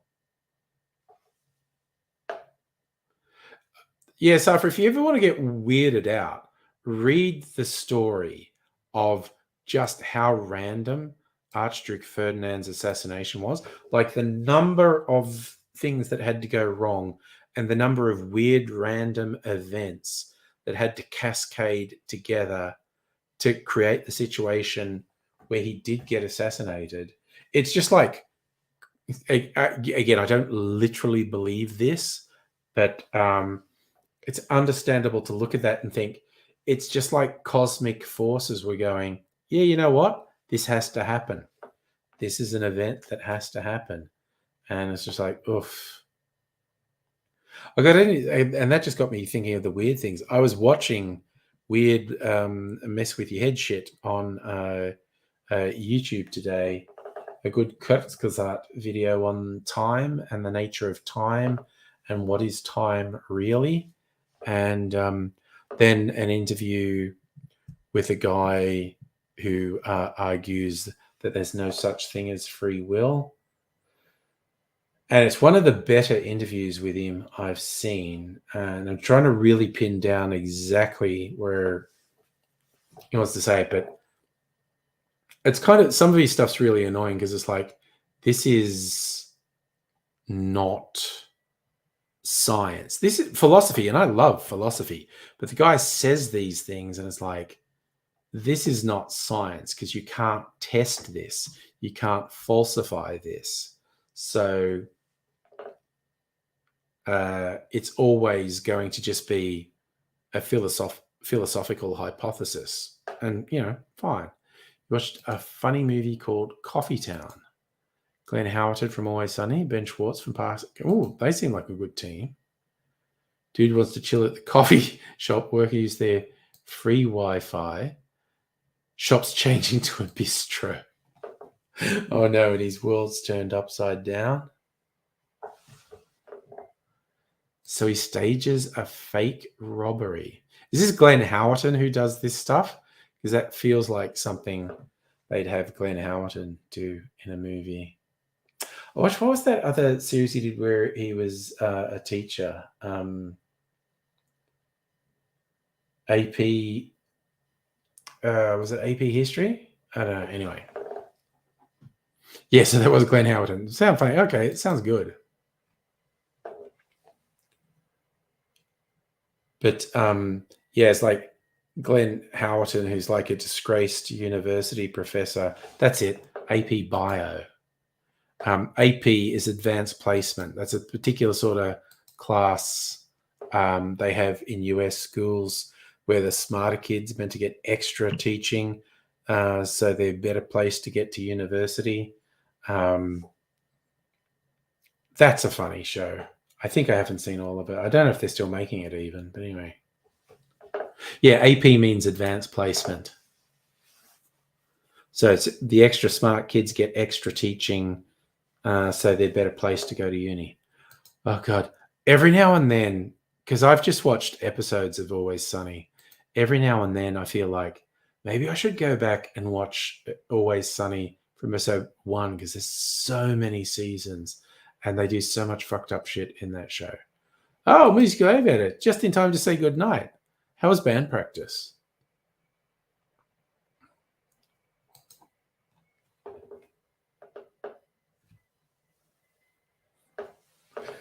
Oh,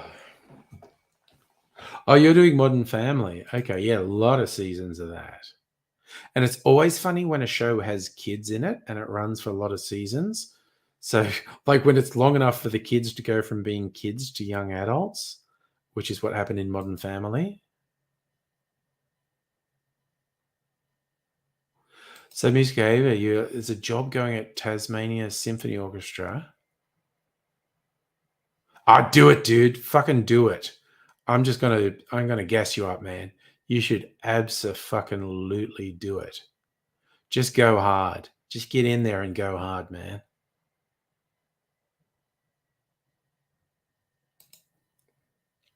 Yes, seeing the kids grow up on Modern Family, pretty wild. Harry Winter getting Punky Brewster boobs. Yes, that's going right back. For those who don't know, there was a series, 80s? Punky Brewster. And the child actor who was in it, she hit puberty and just got massive boobs.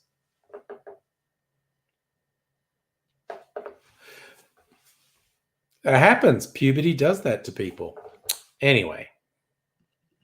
There's also like the one... God damn it. That was so clumsy. The Wonder Years, the love interest in it. Not that she got huge boobs, but she did, of course, grow up. But she also became an educator. She's apparently an extremely good mathematician and did all these things about... yes, go home time sufferer. It wasn't a glass. I was just fidgeting with my peeler and dropped it. Anyway, I think it is go home time. Okay. Throat feels dry. A little bit more water from there. That's her, Soleil Moon Frye. Yes. Winnie Cooper. That was the character name I was trying to remember. Yes. And yeah, she was so many people's first crush, honestly. Which story was it? I was just talking about Winnie Cooper. She was on the Wonder Years. She became an adult and made all these videos where she's doing mathematics education, which is pretty wild. Apparently, just like super smart and very good mathematician. Oh, sorry, was Soleil Moon Frye Punky Brewster? Sorry, I'm getting confused. But it's late, so I'm going to go to bed. Anyway, I'm going to eat the cherry.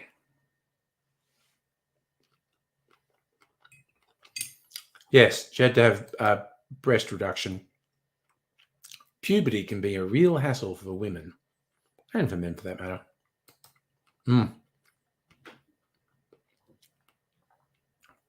Yeah, I think Winnie Cooper is still pretty. Not that that's how we should judge someone. Yeah, well, aesthetics is a personal choice, strictly Sega. No, aesthetics is a personal choice. All right, so party night all things being equal, is actually going to be at Dr. Abigail's tomorrow night. So that should be fun. So you'll take, okay, sorry, I have to put this on screen. She was in a musical video with Avril Lavigne and ended up making out. I did not know that. Now I feel mildly compelled to look that up. Yeah, be a different party night. Yeah, no, but looking forward to it. Planning for it to be fun. So you'll take care. See you at some point tomorrow night. Keep an eye out. Might be the usual time. Might be later. Who knows? But, it's going to be a party. So I'm going to scoot off to Sleepy Bobos now and see you another